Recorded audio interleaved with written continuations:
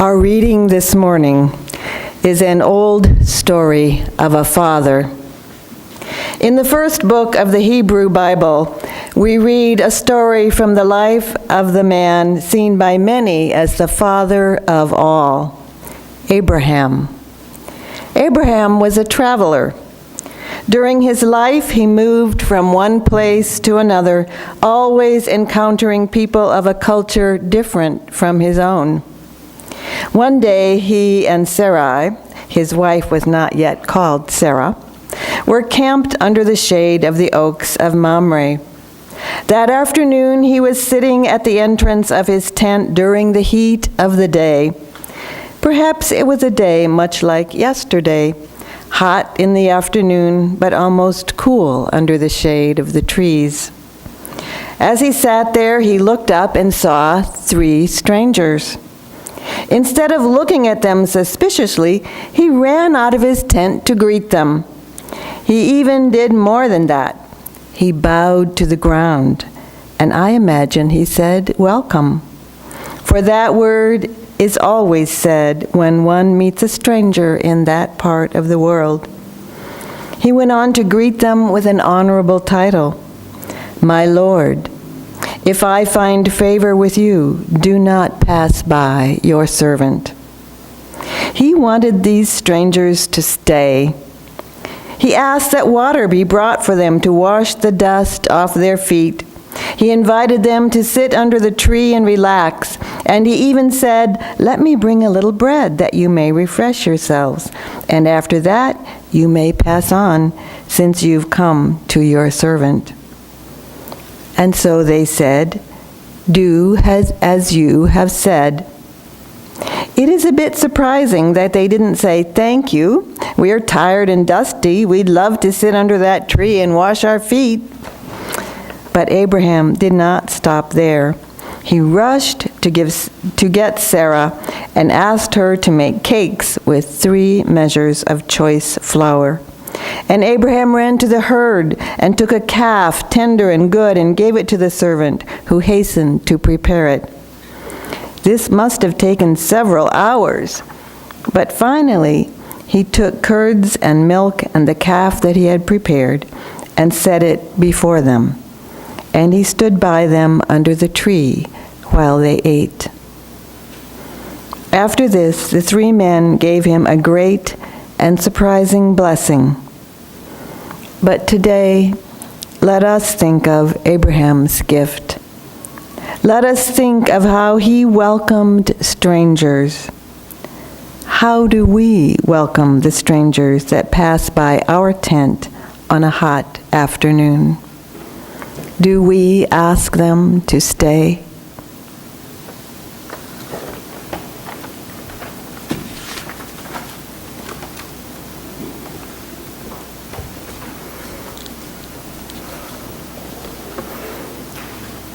The history of this valley abounds with stories of encounters with strangers.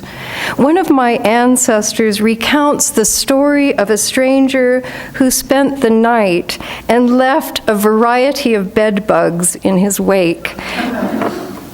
It was written that if each of those bed bugs could be turned into a coin, he'd become a rich man. Abraham, in the story you just heard, opened his home to strangers.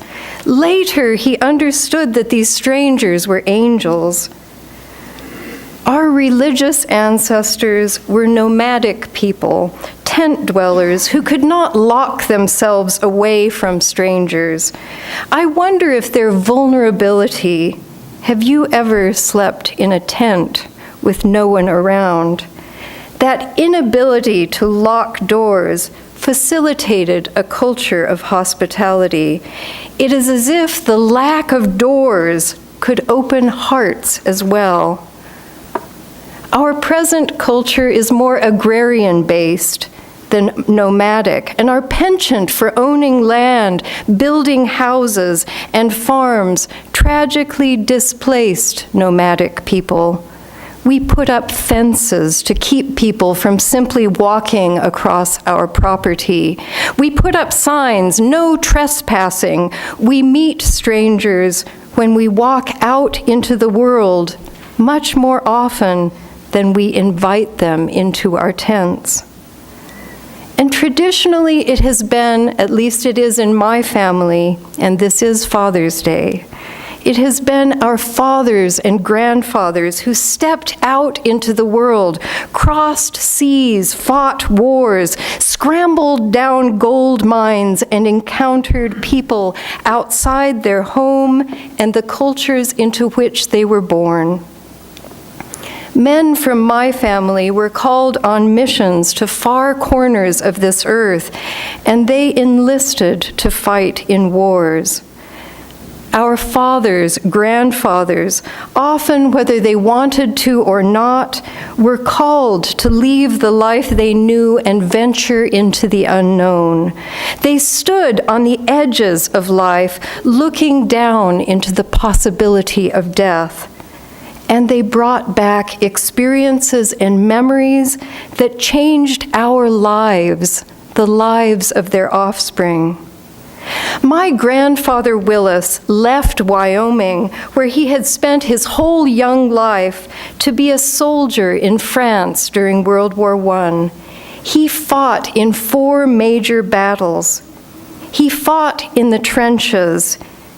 And we only know of his participation, of being in these battles, because of the stars he received. Yet, when he died, his stories of the war died with him. He never spoke of what he saw and heard, yet it was an enormous part of who he was. He remained in the reserves in the Wyoming Cavalry throughout his life. And he was in active service during World War II as well. And during that time, my uncle and my father both enlisted. And they brought their experiences home.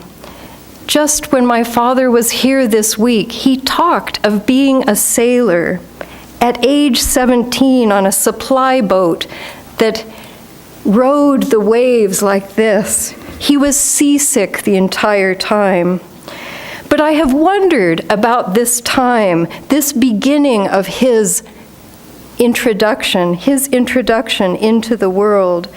Something about his encounter in the world made him a geologist who believed in evolution, which was revolutionary in the religious group he was brought up in. And he never saw any conflict between his belief in God and in science. He and my grandfather had long, long arguments on Sunday afternoons. But my father, as a field geologist, he would come back home from solo journeys into the desert or jungle with stories. He loved nothing better than to sit with strangers in a strange place and often eat strange food, like sheep's eyeballs. One lesson he stressed to us was to never refuse food. This connected, too, with his depression childhood and led all of us to drinking forbidden coffee at festivals and afternoon tea with Scottish aunties and bowl after bowl of snails that still had grit. Our family culture of eating everything on our plates, no matter what, is perhaps why I am paralyzed at buffet restaurants. My father's experiences in the world blessed his life and the life of his family, but this is often not true. One of my friends traces the violence she experienced in her childhood back to her father's PTSD after serving in the Korean War. Fathers can become those strangers of society that hold signs at crossroads that say, "Homeless, give anything you can."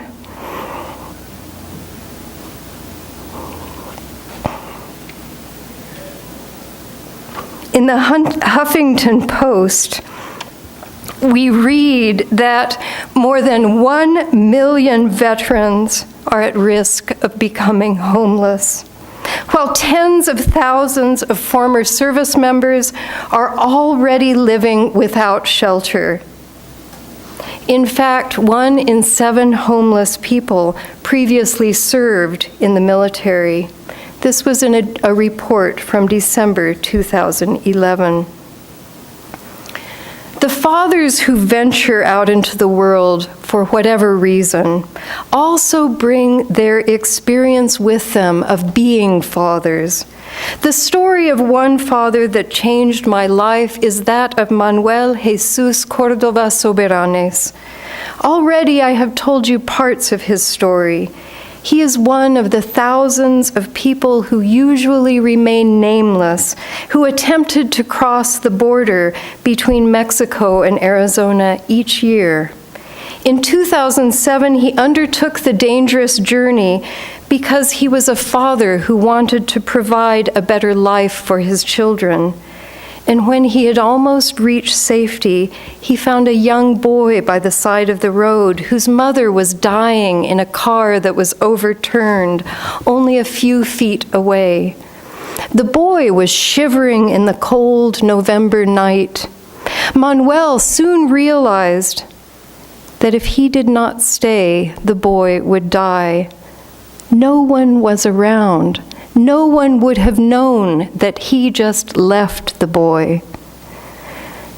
And in the morning, because he stayed, the boy was taken to safety and Manuel was taken unkindly back across the border to Mexico. And I say unkindly because he was treated very violently. Later, though, when he was asked why he gave up his walk north to stay with the boy, he said, "I had to stay. I have children. I am a father. I could not leave the child." Being a father, being a parent is not easy.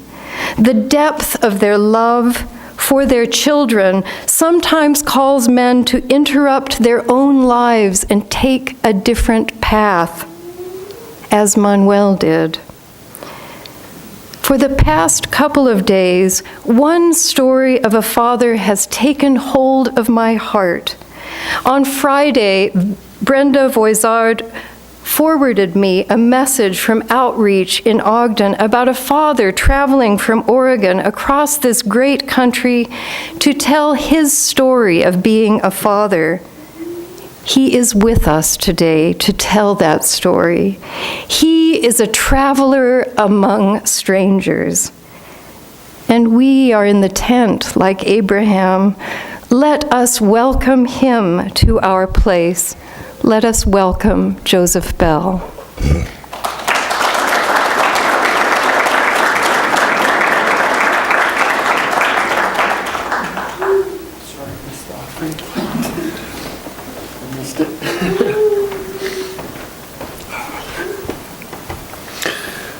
Thank you, everybody. I'm a little emotional now, being Father's Day.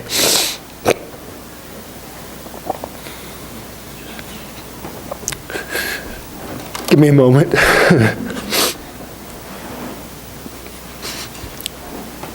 My son Jaden Bell, 15 and a half years old, took his life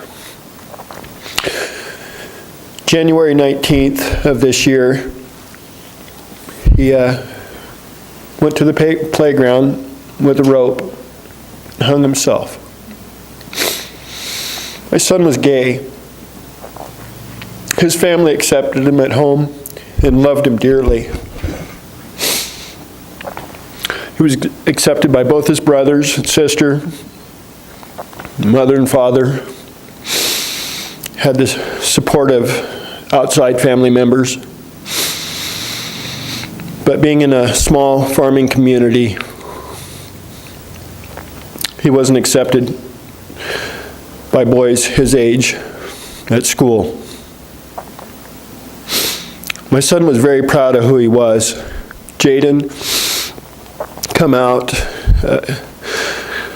that he was gay when he was a freshman in high school. We've raised our kids to be okay with who they are and proud of who they are. And I knew at a very young age my son was different. Like I say, I have 3 boys and a daughter. My oldest son is in the Army, mixed martial artist, and he fights on the Army's team. My youngest son is an athlete coming up. And my middle son was soft and kind and sweet.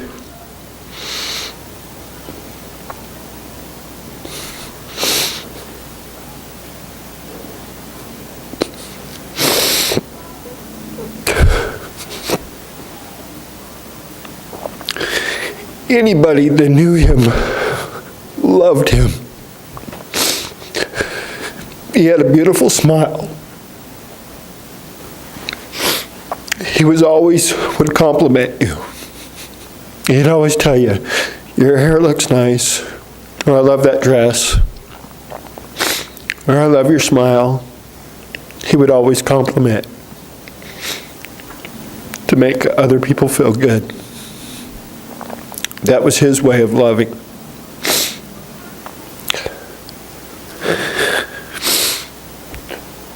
He had enough torment at school that he ended up, like I say, taking his life. But prior to that, we went to the school to take care of this. 6 months prior, he talked about suicide and scared the heck out of my wife and I. So we got him into counseling immediately the next day. He was going to a counselor twice a week.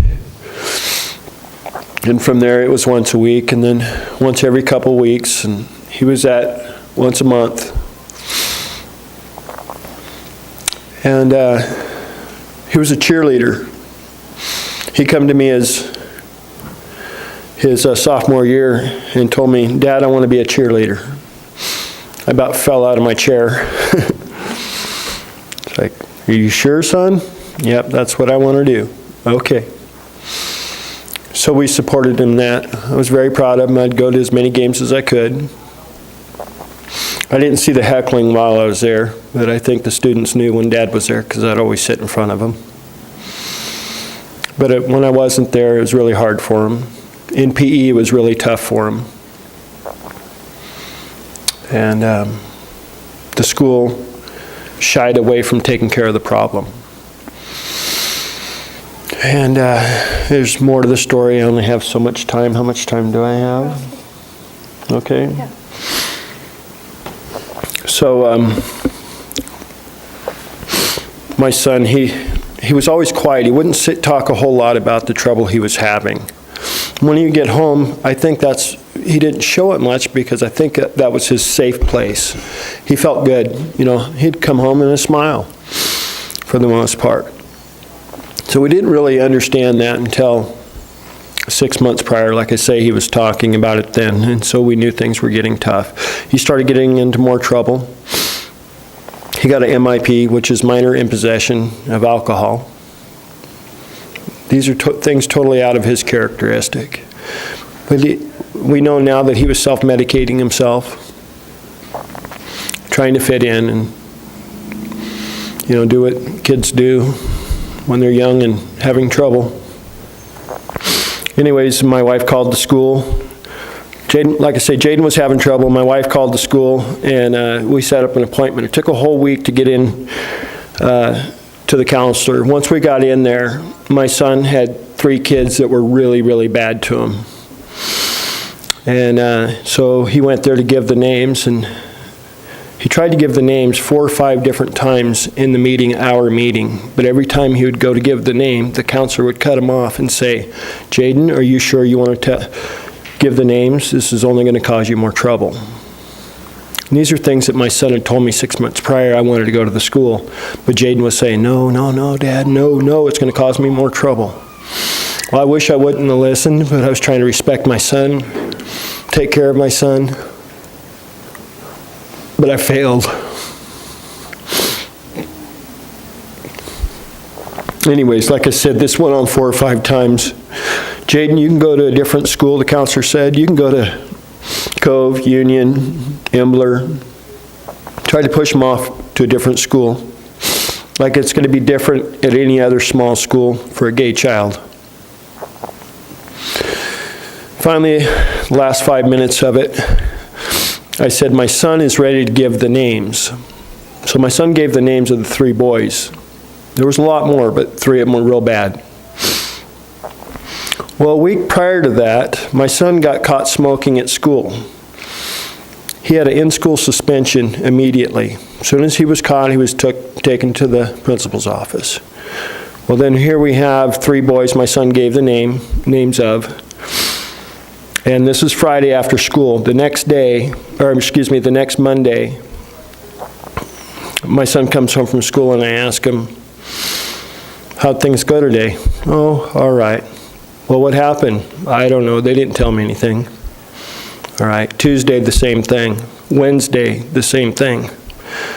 Thursday, the same thing. He didn't know anything. The phone rings at 3:30 in the afternoon. I answer the phone. And they ask for my son, Jaden. So I hand the phone to my son, and I hear Jaden go, yes, yes, yes, okay, yes. He hangs up the phone, and in tears he says, see, Dad, I told you they weren't going to do anything. They were asking him again, Jaden, are you sure you still want to go through with this? This is only going to cause you more trouble. So our school's not addressing the problems. It starts in the family household, raising our children. That's where it starts, to raise our kids with respect and teach them how to respect others of all races, religions, of everything. We're all different. Everybody's different. Sexual preferences. Doesn't matter. My son, I know, didn't choose to be gay. He did not choose this. Like I said, I raised him. I know, I hear this especially a lot on my walk, where your son chose this. I promise you, my son did not choose to be gay. So, anyways, it was that Saturday, that was on a Thursday afternoon, that Saturday, he took his life. And like I say, he didn't die right away. We life-flighted him to, I'm trying to blank here, to Portland, what is it? I'm drawing a blank. I'm sorry. Anyways, we Dornbecker's Hospital, Children's Hospital. And we were there for 15 days. And the 15th day, he passed. Of course, that's the toughest thing parents can go through, is to lose their children. It's not right that children go first. This all could have been prevented. So I want to tell you, everybody out here, I appreciate you all for being here, because you guys understand, you know, that Jesus loves everybody. I think we're raising our children in organized religion to be homophobic. I truly believe that. When I had after my son had passed and we're getting ready for my walk, we threw a pancake breakfast. Well, we were going to hold it at a church. 3 different churches said no because Jaden was gay. This is after he had passed. These are churches. How disgusting is that? To me, that's just, it breaks my heart. This is how then they wonder why my son's dead. Because we raised homophobic children. Anyways, my walk, I was lying in bed just wanting to die after my son had passed. I was laying in bed literally for a week. And knowing that I can't die, that I still have my family to live for, it just come to me to walk. I didn't know how far to walk. I thought I'd walk across the state. No, that's not far enough. I thought I'd walk across Oregon and Idaho. No, that's not far enough.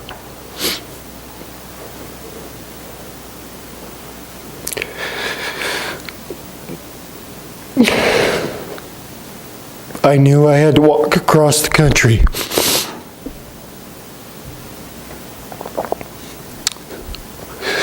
I'm going to talk to anybody and everybody that will listen. We can't lose any more of our children. Cannot. I would hate for any other family to go through what our family's going through. So I pledge everything I have, my heart, my soul, to make this walk and make as much change in our communities as possible. My walk consists of, it's from Oregon, Idaho, Utah. From here I'm going into Denver, Colorado. Denver to Kansas, I'm going to drop down into Oklahoma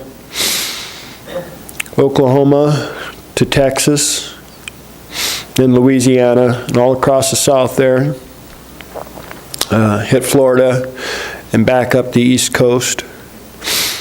And I'm going to end my walk in New York City. To finish this up, my son in 8th grade went to Washington, D.C. and New York City with his 8th grade class. That was the highlight of my son's life. He absolutely loved it. He took over 1,000 pictures while he was there. And he said, "Dad, when I graduate, I want to go to college there and live there." So that's why I make it my destination.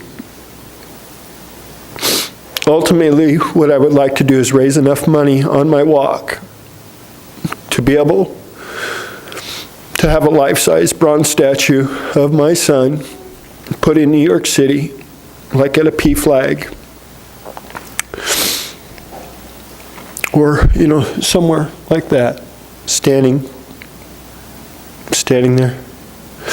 If you go to Faces for Change on Facebook or Faces for Change on the internet, you'll meet my son and our nonprofit organization that we had started.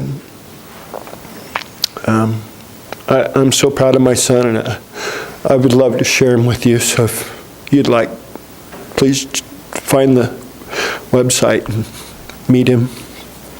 Thank you.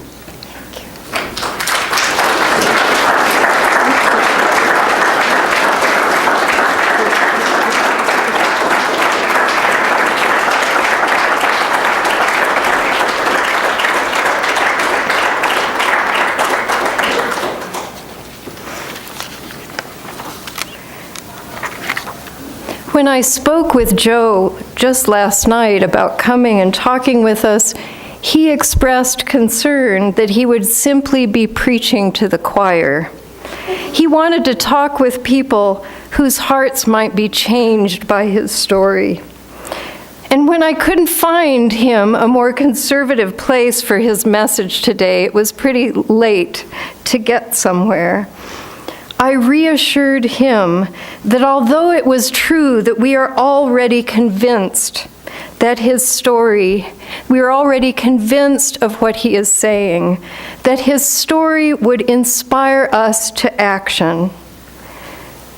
Let us pledge ourselves that energy of action bit of when we light the chalice, of finding ways we can make a real difference in the schools of this valley. Let us take a father's plea into our hearts and work towards making a world in which LGBT youth will not consider taking their lives. I invite you afterwards to come up and talk with him. He will be with us through the coffee hour. And please ask him questions, because he will give you ideas of how you can make a difference. May it be so. Amen.